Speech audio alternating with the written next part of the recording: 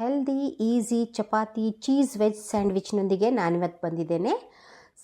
ಟೋಸ್ಟ್ರನ್ನು ಬಳಸ್ಕೊಂಡು ಮನೇಲಿ ಮಾಡಿರೋ ಚಪಾತಿನ ಬಳಸ್ಕೊಂಡು ನಿಮಗೆ ಇಷ್ಟವಾಗಿರೋ ಎಲ್ಲ ವೆಜಿಟೇಬಲ್ಸನ್ನು ಹಾಕ್ಕೊಂಡ್ರು ಪನ್ನೀರು, ಚೀಸು, ಒರಿಗ್ಯಾನು, ಟೊಮ್ಯಾಟೊ ಕೆಚಪ್ಪು, ಮನೇಲಿ ಮಾಡಿರುವಂಥ ಪಲ್ಯ, ನಾವಿವತ್ತು ಕೋಸು ಪಲ್ಯ ಮಾಡಿದ್ವಿ, ಅದನ್ನೇ ಹಾಕ್ಕೊಂಡು ನನಗಿಷ್ಟ ಆಗಿರೋ ಕೆಲವೊಂದು ವೆಜಿಟೇಬಲ್ಸನ್ನು ಹಾಕ್ಕೊಂಡು ನಾನು ಈ ಟೋಸ್ಟರಲ್ಲಿ ಈಸಿಯಾಗಿ ಸ್ಯಾಂಡ್ವಿಚನ್ನು ಮಾಡಿಕೊಂಡು ರೆಡಿ ಮಾಡ್ಕೊಂಡಿದ್ದೀನಿ. ಬನ್ನಿ, ನೀವು ಕೂಡ ಇದನ್ನು ಮಾಡಿ ನಿಮ್ಮ ಮಕ್ಕಳಿಗೆ ಕಳಿಸಿ. ತುಂಬ ಟೇಸ್ಟಿಯಾಗಿರುತ್ತೆ, ತುಂಬ ಹೆಲ್ದಿಯಾಗಿರುತ್ತೆ, ತುಂಬ ರೋಸ್ಟ್ ಆಗಿರುತ್ತೆ. ಇದ್ರ ಮೇಲೆ ನೀವು ಬಟರ್ ಹಾಕ್ಕೊಂಡು ತಿಂದರೆ ಸಖತ್ತಾಗಿರುತ್ತೆ. ಬನ್ನಿ, ಹೆಲ್ದಿ ಚೀಸ್ ವೆಜ್ ಸ್ಯಾಂಡ್ವಿಚ್ ರೆಡಿಯಾಗಿದೆ.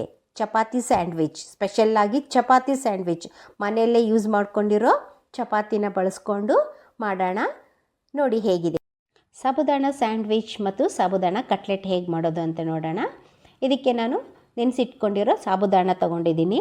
ಇದಕ್ಕೆ ನಾವು ಎಲ್ಲ ತರಕಾರಿ ಅಂದರೆ ಈರುಳ್ಳಿ, ಕರಿಬೇವು, ಕೊತ್ತಂಬರಿ, ನಿಮಗೆ ಬೇಕಾಗಿರೋ ತರಕಾರಿ, ನಾನಿಲ್ಲಿ ಕ್ಯಾಬೇಜು, ಕ್ಯಾಪ್ಸಿಕಮ್ಮು ಎಲ್ಲ ತೊಗೊಂಡಿದ್ದೀನಿ. ನಿಮಗೆ ಯಾವ ತರಕಾರಿ ಬೇಕೋ ಎಲ್ಲ ತರಕಾರಿ ಹಾಕಿ, ರುಚಿಗೆ ತಕ್ಕಷ್ಟು ಉಪ್ಪು, ನಾನಿಲ್ಲಿ ಮೆಣಸಿನ್ಕಾಯಿ ಪೇಸ್ಟ್ ಹಾಕ್ಕೊಂಡಿದ್ದೀನಿ. ಈ ಮೆಣಸಿನ್ಕಾಯಿ ಪೇಸ್ಟ್ಗೆ ನಾನು ಕರಿಬೇವು, ಕೊತ್ತಂಬರಿ, ಈರುಳ್ಳಿ, ಬೆಳ್ಳುಳ್ಳಿ ಎಲ್ಲ ಹಾಕಿ ಒಂದು ಪೇಸ್ಟ್ ಮಾಡ್ಕೊಂಡಿರ್ತೀವಿ. ಆ ಪೇಸ್ಟನ್ನು ಇದಕ್ಕೆ ಹಾಕ್ಕೊಂಡು ಚೆನ್ನಾಗಿ ಕಲಿಸ್ಕೊಳ್ಳೋಣ. ಇದಕ್ಕೆ ನಾವು 4 ಸ್ಪೂನು ಬ್ರೆಡ್ ಕ್ರಮ್ಸ್ ಕೂಡ ಹಾಕೋತಾ ಇದ್ದೀನಿ. ನೀವು ಇದಕ್ಕೆ ತುರಿದಿರೋ ಬೇಯಿಸ್ಬಿಟ್ಟು ತುರ್ಕೊಂಡಿರೋ ಆಲೂಗಡ್ಡೆನೂ ಕೂಡ ನೀವು ಹಾಕೋಬಹುದು. ಇದನ್ನೆಲ್ಲ ಪೇಸ್ಟ್ ಮಾಡಿಕೊಂಡು ನಾವೇನು ಮಾಡ್ಕೊಳ್ಳೋಣ, ಸ್ಯಾಂಡ್ವಿಚ್ ಟೋಸ್ಟರ್ ತೊಗೊಳ್ಳೋಣ. ಸ್ಯಾಂಡ್ವಿಚ್ ಮಾಡುವಂಥ ಟೋಸ್ಟರ್ ತೊಗೊಂಡು ಅದನ್ನೇ ಎಣ್ಣೆ ಹಾಕಿ ಚೆನ್ನಾಗಿ ಗ್ರೀಸ್ ಮಾಡಿಕೊಂಡು ನಾವು ಮಾಡ್ಕೊಂಡಿರೋ ಫಿಲ್ಲಿಂಗ್ಸನ್ನು ಅದಕ್ಕೆ ಚೆನ್ನಾಗಿ ಫಿಲ್ ಮಾಡಿ, ಮಧ್ಯಕ್ಕೆ ಬೇಕಿದ್ದರೆ ನೀವು ಬೇರೆ ಏನಾದರೂ ಚೀಸು, ಪನ್ನೀರು ಈ ಥರ ಹಾಕ್ಕೊಂಡು ಅದನ್ನು ಫಿಲ್ ಮಾಡಿ ಬೇಯಿಸಿಟ್ಕೊಳ್ಳೋಣ. ಸೊ ಇದು ಬೇಯಿಸೋಷ್ಟೊತ್ತಲ್ಲಿ ನಾವೇನು ಮಾಡ್ಕೊಳ್ಳೋಣ, ಕಟ್ಲೆಟ್ ಕೂಡ ರೆಡಿ ಮಾಡ್ಕೊಂಬಿಡೋಣ. ಇದು ಬೇಯಕ್ಕೆ ಒಂದು 5 ನಿಮಿಷ ಬೇಕಾಗುತ್ತೆ. ಕಟ್ಲೆಟ್ ತುಂಬ ಸಿಂಪಲ್ಲು. ಕಟ್ಲೆಟನ್ನು ಚೆನ್ನಾಗಿ ರೌಂಡ್ ಮಾಡ್ಕೊಳ್ಳೋಣ. ಇದೇ ಮಿಕ್ಸ್ ಮಾಡ್ಕೊಂಡಿರೋ ನಮ್ಮ ಫಿಲ್ಲಿಂಗನ್ನೇ ಕಟ್ಲೆಟ್ ಕೂಡ ಯೂಸ್ ಮಾಡ್ಕೋಬೋದು.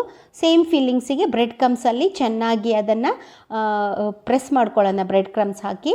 ಆಮೇಲೆ ತವ ಮೇಲೆ ಅದನ್ನು 2 ಸೈಡು ಸ್ವಲ್ಪ ಶಾಲೋ ಫ್ರೈ, ಡೀಪ್ ಫ್ರೈ ಬೇಡ, ಶಾಲೋ ಫ್ರೈ ಮಾಡಿಕೊಂಡ್ರೆ ಗರಿಗರಿಯಾಗಿರೋ ಕಟ್ಲೆಟ್ ಕೂಡ ನಮಗೆ ತಿನ್ನೋದಕ್ಕೆ ರೆಡಿ ಸಿಗುತ್ತೆ.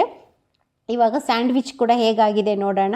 ಸ್ಯಾಂಡ್ವಿಚ್ಚು ಟೋಸ್ಟ್ರಿಂದ ಹೊರಗೆ ತೆಗೆದ್ಮೇಲೆ ಈ ಥರ ಬರುತ್ತೆ. ಸೊ ಸ್ಯಾಂಡ್ವಿಚ್ ಕೂಡ ತುಂಬ ಟೇಸ್ಟಿಯಾಗಿರುತ್ತೆ. ಇದೇ ರೀತಿ ನಮ್ಮ ಪೇಜನ್ನು ಫಾಲೋ ಮಾಡಿ, ಶೇರ್ ಮಾಡಿ, ಸಬ್ಸ್ಕ್ರೈಬ್ ಮಾಡಿ. Thank you.